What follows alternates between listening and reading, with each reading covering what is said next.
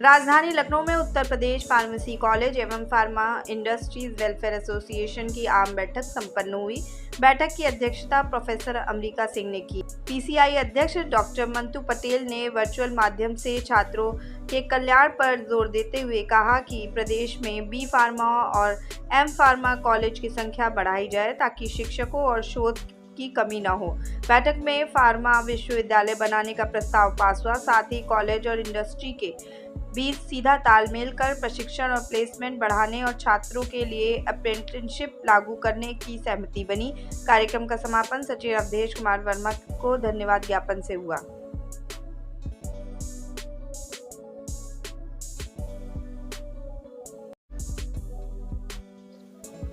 सबसे पहले हम आप लोगों का स्वागत करते हैं। उत्तर प्रदेश फार्मेसी कॉलेज तथा उत्तर प्रदेश के इंडस्ट्री वेलफेयर एसोसिएशन की ये प्रथम जनरल बॉडी की मीटिंग है। हम परिचय करा देना चाहते हैं। हमारे बगल में हमारे संरक्षक हैं आदरणीय श्री नरेंद्र मणि त्रिपाठी जी। उसके बगल में बीके सिंह साहब हैं, पूर्व कुलपति संरक्षक हैं। उनके बगल में प्रोफेसर ए विद्यार्थी हैं, फार्मर वाइस चांसलर हैं। दोनों फार्मर वाइस चांसलर हैं, ये हमारे संरक्षक हैं। हमारे बगल में उपाध्यक्ष महोदय हैं जो पहले एमएलसी रह चुके हैं। उनके बगल में अवधेश जी हैं, हमारे सेक्रेटरी हैं, और जनरल सेक्रेटरी लगता है स्वागत में लगे हुए हैं। ये हमारी पूरी टीम है और 6 लोग इसमें जॉइंट सेक्रेटरी हैं।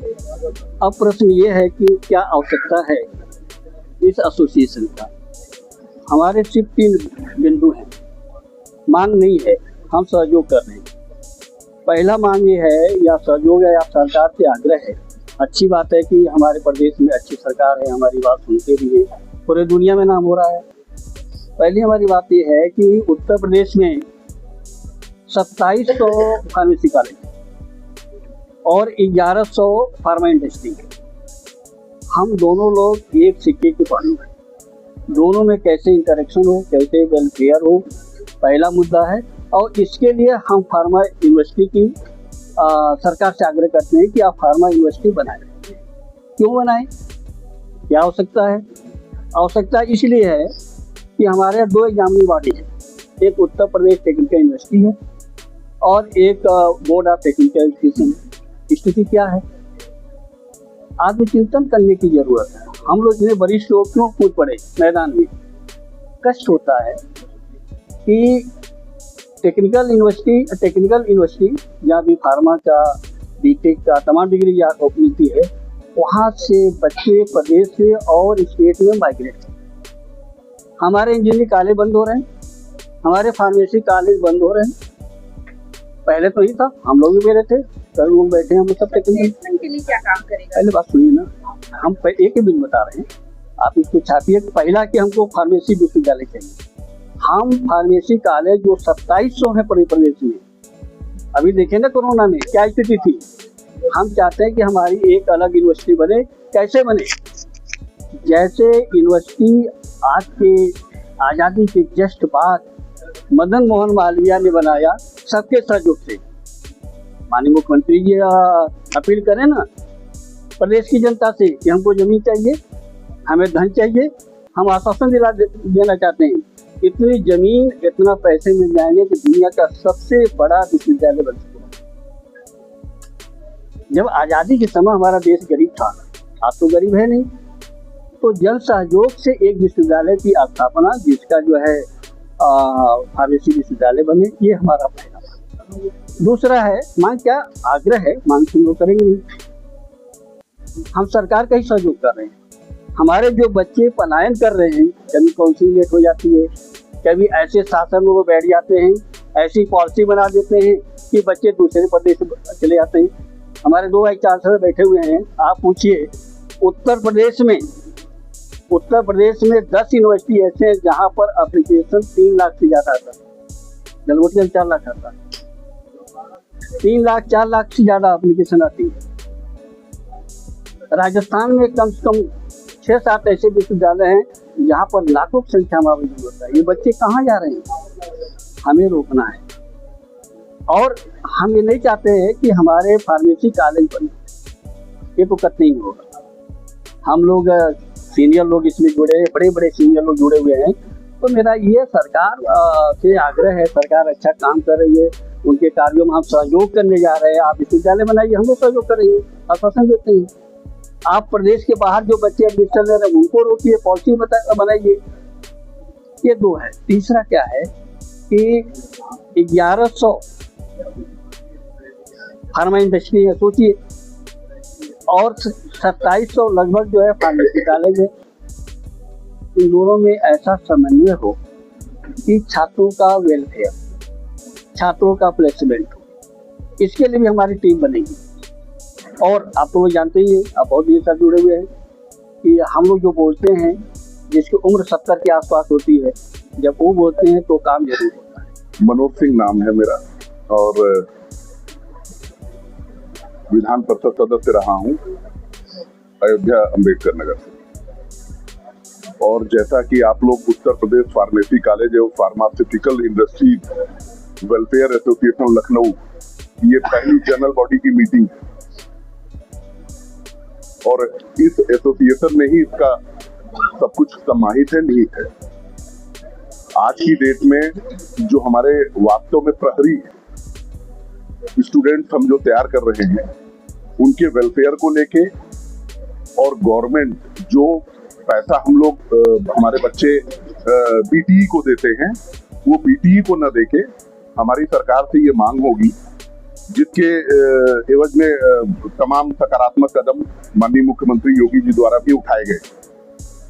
और बहुत जल्दी ये यहाँ का जो पूरी जनरल बॉडी है वो माननीय मुख्यमंत्री जी से मिलकर और इस बात को रखेगी कि जो पैसा हमें, उनसे पैसे नहीं चाहिए, जो पैसे हमारे स्टूडेंट जमा करते हैं बीटीई को, ये टेक्निकल यूनिवर्सिटी के लिए हमारे व्यवस्था नहीं है।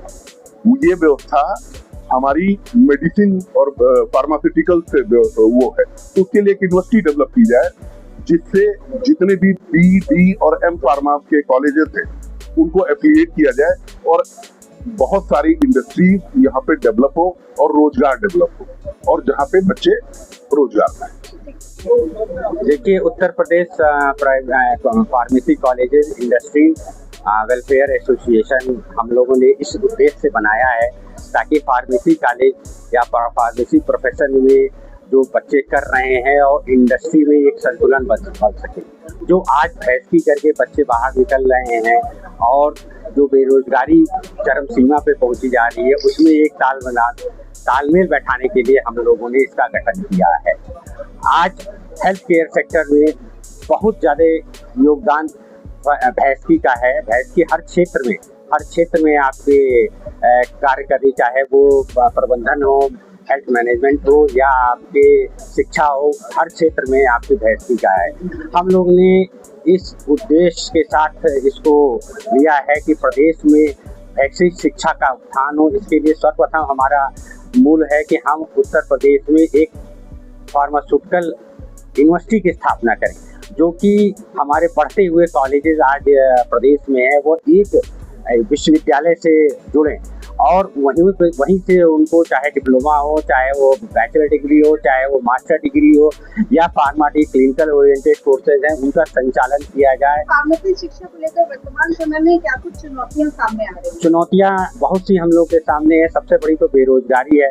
इस समय जो बच्चे हमारे भैंसकी करके निकल रहे हैं वो उनको उनके अनुसार जॉब नहीं मिल रहा, क्योंकि उत्तर प्रदेश में इंडस्ट्रीज का डेवलपमेंट नहीं है। अगर आप देखें, इतना बड़ा प्रदेश है, यहाँ पे कोई भी एकमात्र सरकारी unit Uttar Pradesh pharmaceutical development UPDPL हुआ करती थी, जिसको भी कुछ ऐसे परिस्थितियाँ आई कि पिछली सरकारों ने उसको बंद कर दिया।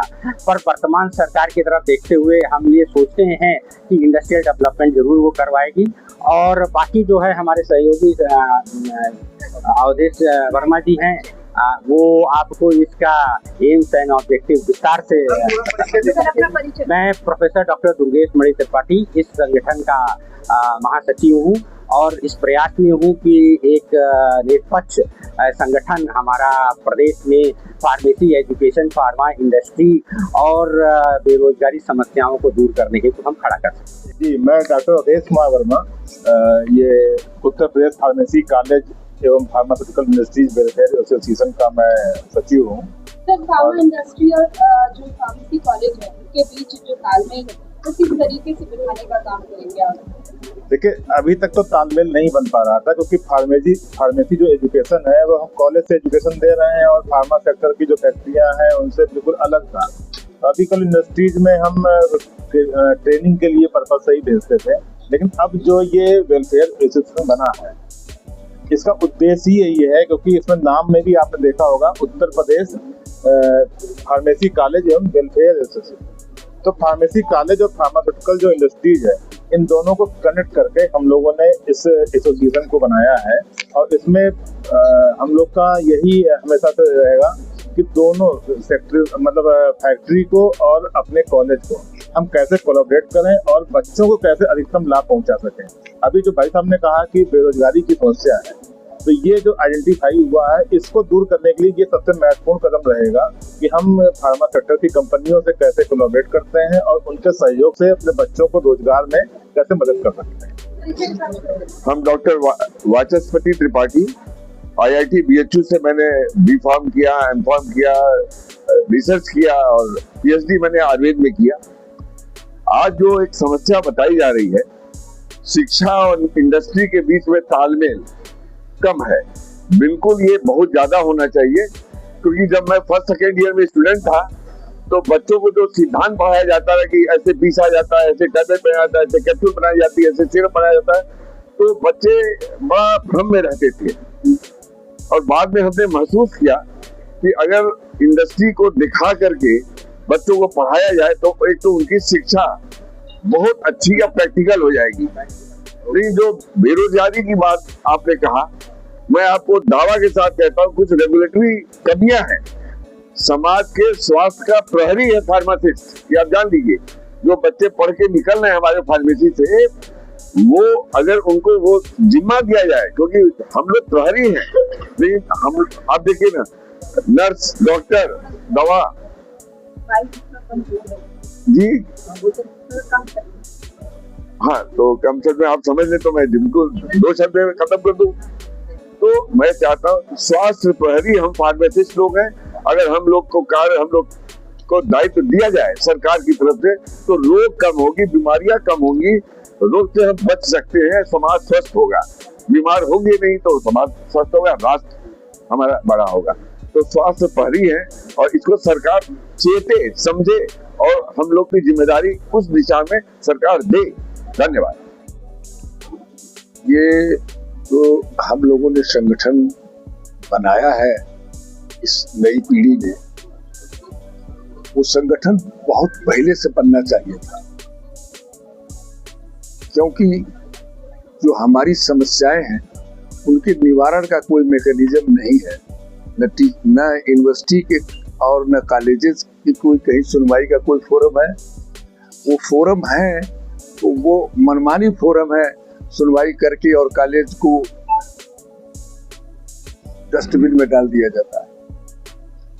हमने अपना ले पूंजी, पूरी शक्ति, पूरी एनर्जी जवानी की और पूरा धन बिटोर करके कॉलेजेस में लगाया, और लगाने के बाद से जो गवर्नमेंटल एजेंसीज हैं वो हमको इस तरीके से समझती है कि मैं सबसे बड़ा चोर हूँ हिंदुस्तान का, सबसे बड़ा चोर हिंदुस्तान का जो कॉलेज चला रहा है वो।